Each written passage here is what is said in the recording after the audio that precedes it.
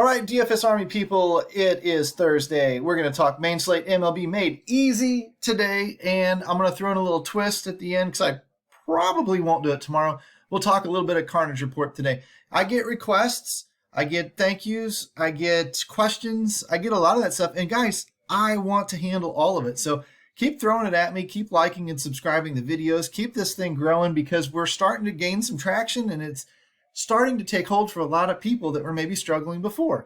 Teaching them how to play DFS a little bit better, how to build a repeatable process that works, and give yourself winning chances each and every night. It's what I do, dfsarmy.com. That's where I hail from. That's who brings this whole video to light for you. And you easily become a VIP by clicking the link in the description, dfsarmy.com. Use that coupon code CHOP, C-H-O-P. Get that 10% off discount, and let's roll. When I'm trying to break down a slate, all I'm going to do is go through this routine first. You see me right up here on the very first screen, and I like the Fanduel side better. Just I don't know why. Maybe blue's my favorite color. I have no damned idea. But I need to kick off those early games. Nothing about that. And again, this just doesn't have to be a long, arduous process. Arduous, good word, good word. Bring those K-score guys to the top. Luis Garcia, dicey, but you know, whatevs. I don't know much about him. Maybe check his game logs. Last night, we had a little thing last night where I was looking at Musgrove. His K-score was fine. The savings was fine. It looked like I was a little concerned about Robbie Ray's consistency. And then I went game log hunting and noticed that Robbie Ray looked fine for 8 out of his last 10 starts. And so that's the kind of gamble I'm going to take in a cash game and even a tournament when the rest of the slate is significantly worse. So whereas it seemed like he was going to be rather chalky at 30-40% owned, 80% in cash games, I went 50% or more on him in MME. And I don't care. Your job in MME or tournaments in general is to either be overweight or underweight a guy. Whatever the field is, if the field's at 25%, don't be at 25%. Be at half of that, 12%. Or be it double that, 50%. Be significantly more one direction or the other.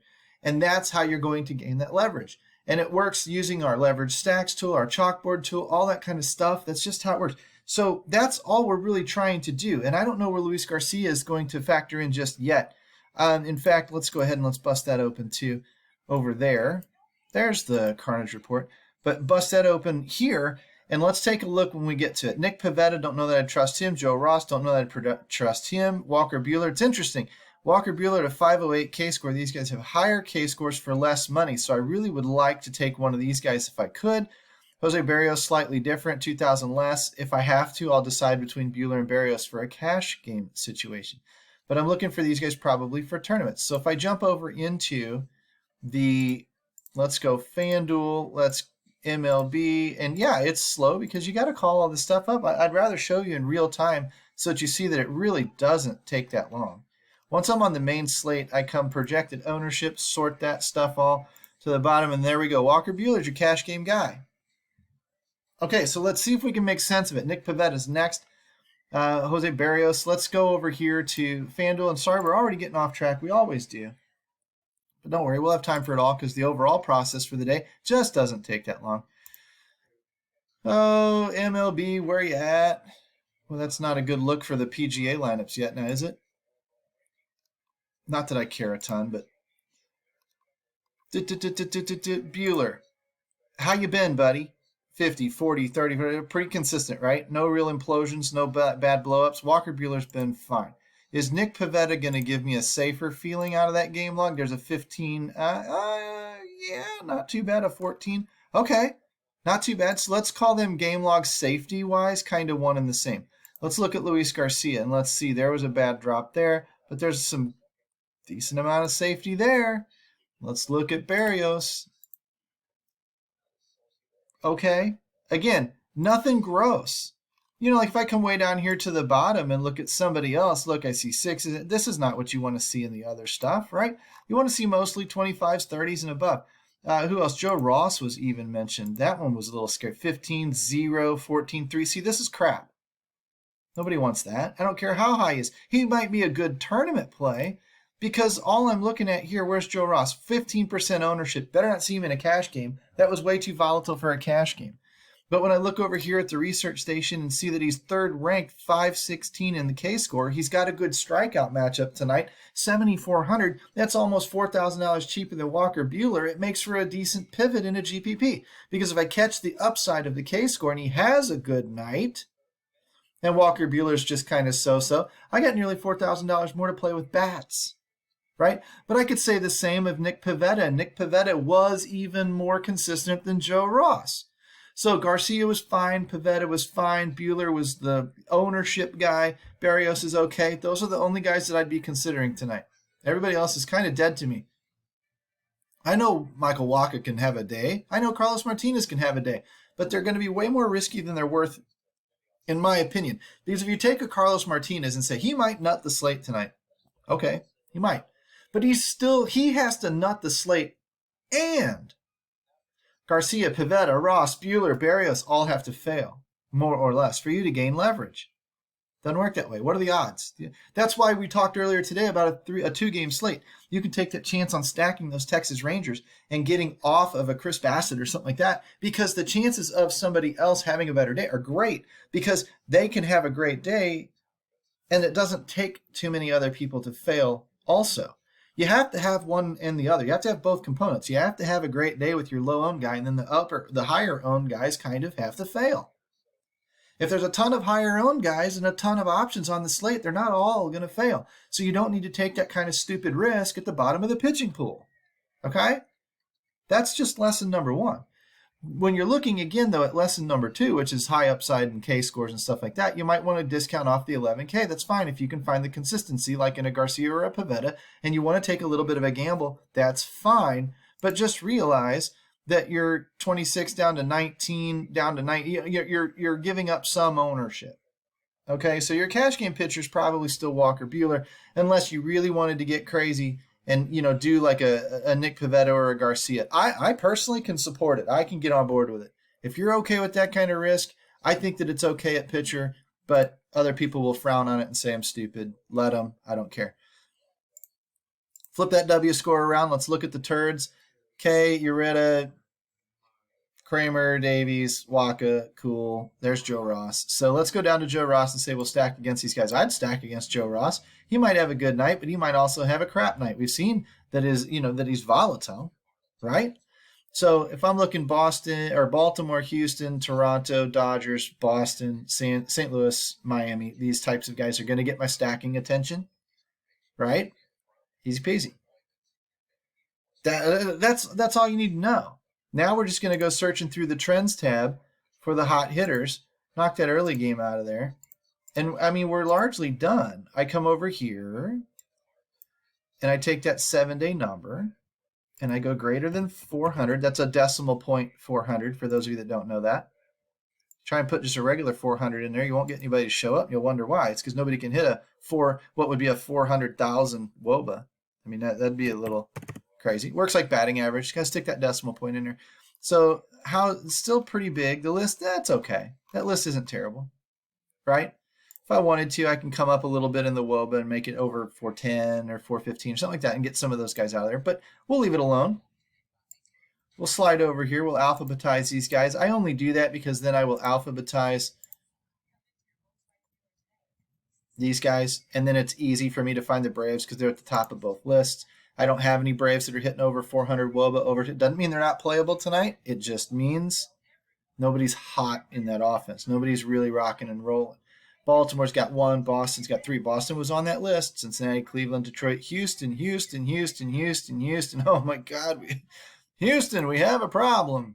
It's a good problem to have. Second W score on the slate. Hot as balls. That's a good sign. They're going to be chalky. We get it. We know. Maybe you fade them a little bit, but man, it might be kind of dumb. Maybe you worry about getting different. You got to get different in a tournament. Maybe you get different with your second stack. Maybe you get different with a one-off or two. And maybe you just eat it, get up there, and fight it out with everybody at the top of the order. You and 500,000 of your closest friends fight it out at the top of the leaderboards. And then hopefully you separate yourself a smidge from everybody else. I mean, some nights you just got to do that. LA, Minnesota, Miami, 3 Pittsburgh guys, Washington. If you wanted to make a case for Pittsburgh, they were the first stack I left off of the W score list where I stopped it at just, they were the next one down if I'd mentioned the pitcher they were going against, whatever. If you want to include them, include them. Washington's got a couple of hot bats, Schwarber, none hotter. So, I mean, do what you got to do, but that's all this is. If you want to be real particular, you might look for guys that are ascending like the 350 and the 550. Guys getting hotter as the 14 days turn into 7 days. The last 7 days have been way hotter than the previous 7 days. That's why his number came up from 353 to 557. You look for a guy like a Rafael Devers at 440 down to 407, 410, whatever. You might consider him maybe starting to cool off. You might look at a Tucker Barnhart 350 up to 500 and go, that's heating up. Same with Josh Naylor, Harold Ramirez, whatever. These guys are heating up. See if we can find one that's still kind of hot. 460 down to 432. Jose Altuve maybe cooling off. His number is still good for a month. He might stay hot. Who knows?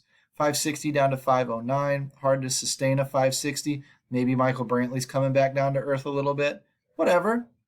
You want to get real picky, you can look at those numbers and judge that way too. It's all in what you're going to do and what you're going to allow to take over in your own little system, in your own little thoughts, and what you're going to then transfer into the optimizer and see what it's going to tell you. So from optimizer, let's go chalkboard here really quick, and then we'll go into Nilly's Carnage Report. Chalkboard's a really easy tool to use. You're going to see that Buehler's the chalk. You're going to see Berrios, Pivetta, Ross are up there with them, right? Then you're going to look at catcher. Catcher's crap tonight. Although Tucker Barnhart, we just mentioned, is hot. You might consider him. Freddie Freeman has cooled off. He's not a 400, 200 guy. Vladimir Guerrero, Muncy. So these guys are a little chalky, but if you wanted to, you pick up a Ryan Mountcastle or something like that instead. There's your low on pivot. You play chalk everywhere else in a cash game. You take a Mountcastle who's running hot right now. Bing. Now you've set yourself apart. Come up here. There's a big chalk difference between Simeon and Albies. You might want to eat the chalk and take Simeon, Jose Ramirez, and Donaldson. See these gaps? These gaps are what you want to take advantage of. This gap here is another one you want to take advantage of. And you can always find your value here in the outfield if you need to. 3,000, 3,000, 2,600, 2,700, 2,200. These are the types of guys that you can still gain a lot of ownership with. And you can then take that value and roster those expensive pitchers like a Walker Buehler. That's basically how you're going to play this game. And you're going to mix and match, and you're going to try to use as many of the players off the tops of these positions and sheets as you can. That's what's going to help you in those cash games. Build lineups that are going to be similar to what the pros are using until you learn how to decipher the info like there. But here, for the next couple of minutes, I don't want to spend a whole ton of time into the Carnage Report because it's just really and truly, it's not too terribly sophisticated. Purple is good. Red is very, very bad. So if I'm looking at a Carnage number, I'm looking for a Luis Garcia. That goes in line with K-score. Why? Because K-score is high, VK score is high. You can always look here about more information about the Carnage rating system. That's what I would read. It goes to an article, very good article. But Woba against and all this stuff is really going to work well for Garcia. You could really make the argument that Garcia over Buehler tonight in cash. You could. Now, are you going to? I don't know. Joe Ross, again, tournament only. Cool. That's a scary one, right? He should be down on the list, but he's not. But you come down here, and these are the guys you're stacking against. You take Arena, and you want to stack against him versus Houston, versus Atlanta, versus Toronto. And it's going to be a different list than what we just showed on the straight W scores, right?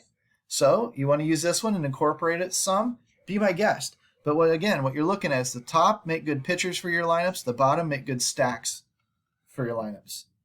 And that's really all you need to look at this sheet for. You don't need to go column by column and really dig in and decipher what you're looking for. The Sierras, they're going to be a little different sample sizes. If the K-score doesn't match up, it's a little different sample size. But it's the same concept, okay? WOBA versus XWOBA. XWOBA is just an expected number. You might say 272 for Detroit versus a 263. So maybe they should be hitting a little better than they are, but they're not over a larger sample size. And go the other way around.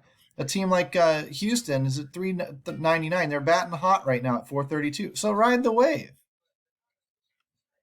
Again, knowing what these numbers are telling you and knowing how to interpret them is what's going to make the difference in how you tell the domination station to tell your story tonight. And if your story is correct, you win a lot of money. Get good at telling a good story. Thursday, June 24th. This is Chapadong. We're out of here. Take care, guys. We'll talk to you tomorrow.